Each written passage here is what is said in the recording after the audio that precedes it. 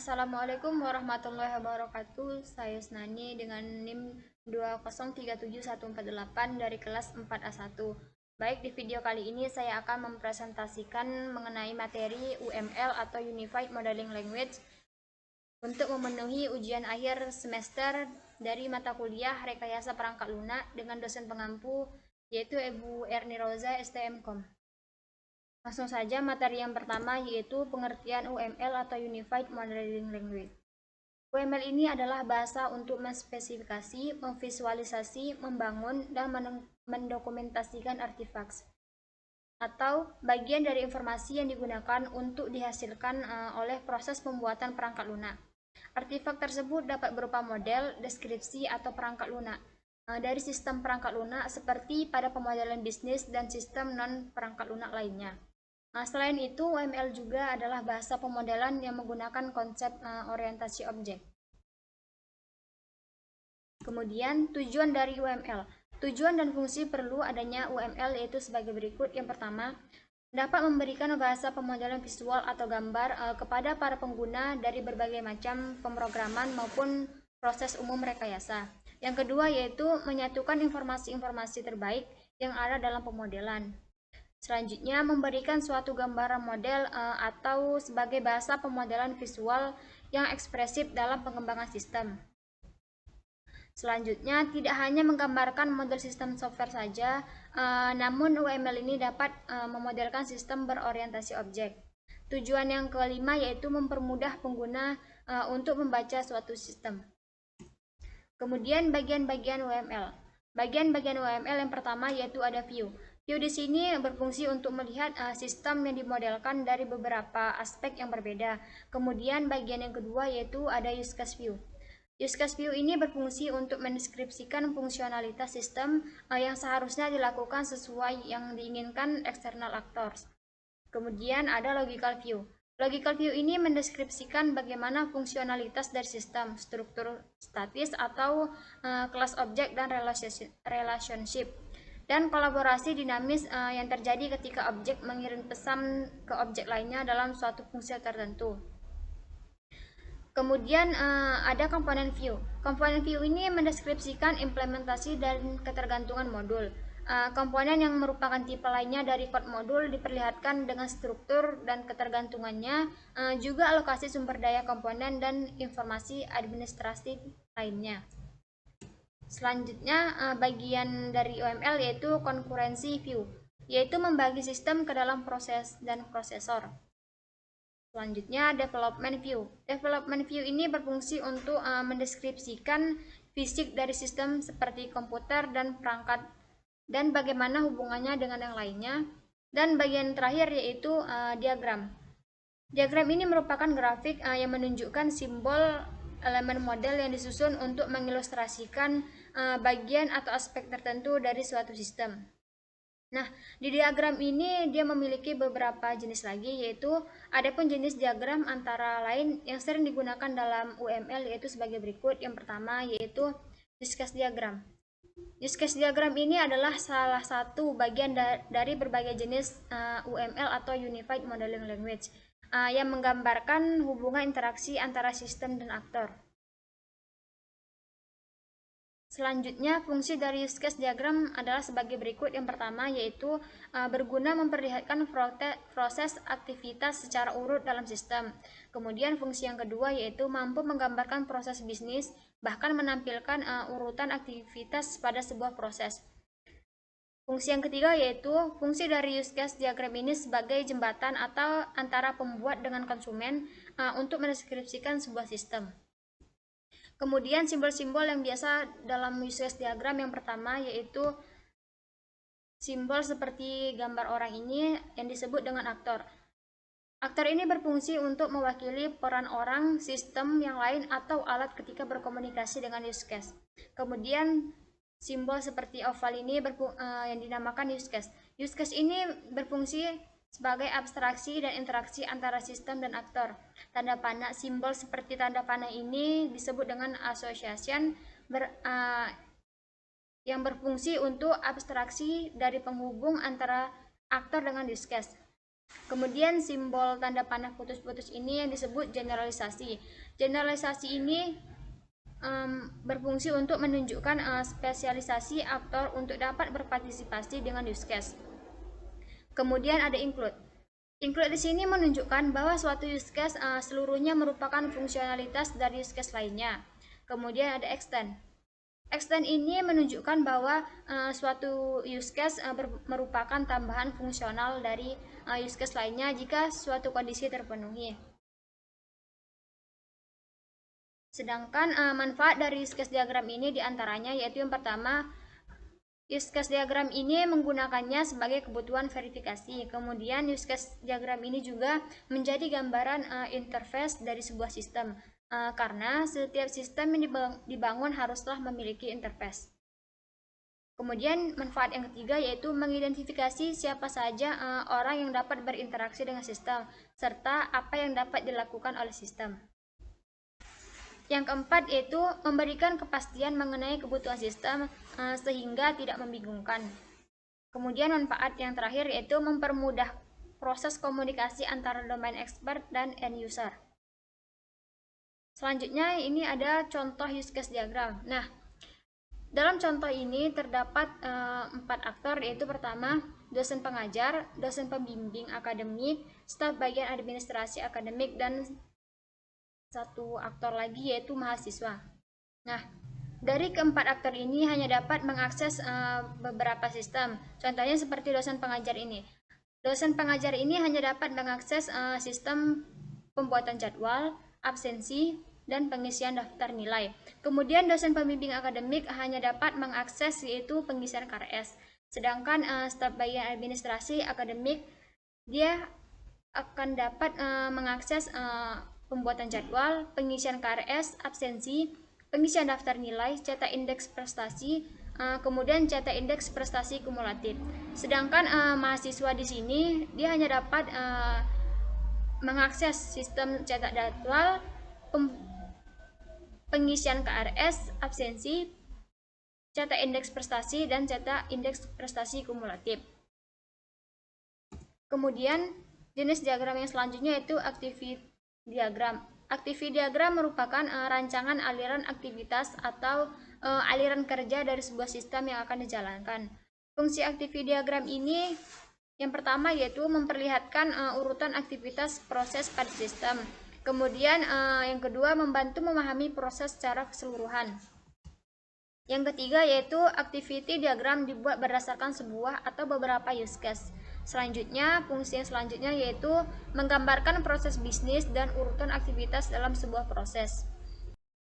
Selanjutnya yaitu simbol dalam activity diagram. Yang pertama yaitu ada activity. Nah, activity ini dia berfungsi untuk memperlihatkan bagaimana masing-masing kelas antarmuka saling berinteraksi satu dengan yang lainnya. Kemudian yang kedua yaitu ada action. Action di sini berfungsi sebagai state dari sistem yang mencerminkan eksekusi dari suatu aksi. Kemudian simbol yang ketiga yaitu initial node. Bagaimana objek dibentuk atau diawali. Initial node ini juga dapat digambarkan seperti start dari sebuah sistem. Kemudian yang keempat yaitu activity final node, yaitu bagaimana objek dibentuk dan diakhiri.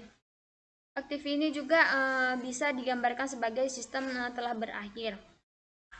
Kemudian yang kelima yaitu decision, digunakan untuk menggambarkan suatu keputusan atau tindakan yang harus diambil pada kondisi tertentu. Yang keenam yaitu line connector. Line connector ini digunakan untuk menghubungkan satu simbol dengan simbol lainnya. Selanjutnya yaitu contoh activity diagram. Ini adalah contoh activity diagram dari sebuah sistem login kepegawaian. Nah, di sini ada tanda bulat hitam, ini merupakan awal atau bisa disebut awal dari sebuah sistem dimulai. Kemudian pegawai tersebut masuk ke dalam membuka aplikasi. Kemudian proses selanjutnya itu tampilan from login yang ada pada aplikasi. Di dalam tampilan from login ini pegawai tersebut akan memasukkan username dan password. Maka secara otomatis sistem akan memproses apakah username dan password yang dimasukkan oleh pegawai tersebut benar. Nah, jika benar, maka proses selanjutnya yaitu akan muncul tampilan menu utama. Jika password maupun username yang dimasukkan oleh pegawai tersebut salah, maka sistem secara otomatis akan mengembalikan ke tampilan from login. Selanjutnya yaitu sequence diagram. Nah, sequence diagram ini adalah suatu diagram yang menjelaskan interaksi objek dan menunjukkan atau memberi tanda atau petunjuk komunikasi di antara objek-objek tersebut. Nah, tujuan dari sequence diagram yaitu yang pertama, menghubungkan requirement kepada tim teknis, karena diagram ini dapat lebih mudah untuk dielaborasi menjadi model desain. Yang kedua yaitu merupakan diagram yang paling relevan untuk menguraikan model deskripsi use case menjadi spesifikasi desain. Kemudian tujuan sequence diagram yang ketiga yaitu sequence diagram ini dipakai untuk menjelaskan dan memodelkan use case. Selanjutnya yaitu simbol dalam sequence diagram. Simbol yang pertama yaitu boundary lifeline. Ini berfungsi untuk menggambarkan hubungan suatu elemen yang berbeda. Nah, secara khas merupakan penghubung aktor dengan layar. Kemudian yang kedua yaitu ada entity lifeline, menggambarkan suatu tempat atau mekanisme yang menangkap pengetahuan atau informasi dalam suatu sistem. Yang ketiga yaitu ada control lifeline. Di sini dia berfungsi untuk menggambarkan suatu pengendalian yang mengorganisir dan menjadwalkan aktivitas dari elemen-elemen. Kemudian yang keempat yaitu ada message. Message ini yaitu perilaku sistem yang menandai adanya suatu alur informasi atau transisi kendali antar elemen. Yang kelima yaitu ada aktor. Aktor di sini dia menunjukkan seorang pemakai sistem yang memulai alur peristiwa atau kejadian. Yang keenam yaitu ada action bar. Action bar di sini dia berfungsi untuk menggambarkan lamanya suatu pesan diproses. Kemudian simbol yang terakhir ada note. Note di sini menunjukkan catatan untuk komentar dari suatu pesan antar elemen. Selanjutnya yaitu contoh dari sequence diagram. Di dalam contoh ini terdapat dua aktor. Yang pertama yaitu ada pegawai dan juga admin. Pegawai dan juga admin ini memiliki proses yang sama untuk untuk login. Pegawai dan admin akan memasukkan username dan password. Nah, sistem secara otomatis akan mengecek password maupun username yang dimasukkan oleh pegawai maupun admin apakah benar. Jika benar, maka sistem secara otomatis akan bisa diakses. Nah, jika password dan username yang dimasukkan oleh pegawai atau admin salah, maka sistem secara otomatis akan mengembalikan proses tersebut ke tampilan login. Selanjutnya yaitu kelas diagram. Kelas diagram merupakan visual dari struktur sistem program pada kelompok-kelompok yang dibentuk. Kelas diagram merupakan alur jalannya database pada sistem. Fungsi dari kelas diagram yaitu yang pertama, menggambarkan model data untuk sebuah program. Kemudian, mempermudahkan untuk mempelajari skema aplikasi. Fungsi yang ketiga yaitu kelas diagram sebagai bahan acuan dalam membuat program. Kemudian, simbol dalam kelas diagram yaitu yang pertama, kegunaannya yaitu kelas pada struktur sistem. Kemudian yang kedua yaitu antarmuka atau interface. Sama dengan konsep interface dalam pemrograman berorientasi objek. Kemudian yang simbol yang ketiga ada asosiasi. Asosiasi ini merupakan relasi antar kelas dengan makna umum. Asosiasi biasanya juga disertai dengan multiplicity. Kemudian ada asosiasi berarah. Asosiasi berarah ini berfungsi untuk relasi antar kelas dengan makna kelas atau digunakan oleh kelas yang lain. Asosiasi biasanya juga disertai dengan multiplicity. Kemudian yang kelima ada generalisasi, yaitu relasi antar kelas dengan makna generalisasi spesialisasi atau umum khusus. Kemudian ada kebergantungan. Kebergantungan ini maksudnya yaitu relasi antar kelas dengan makna kebergantungan antar kelas.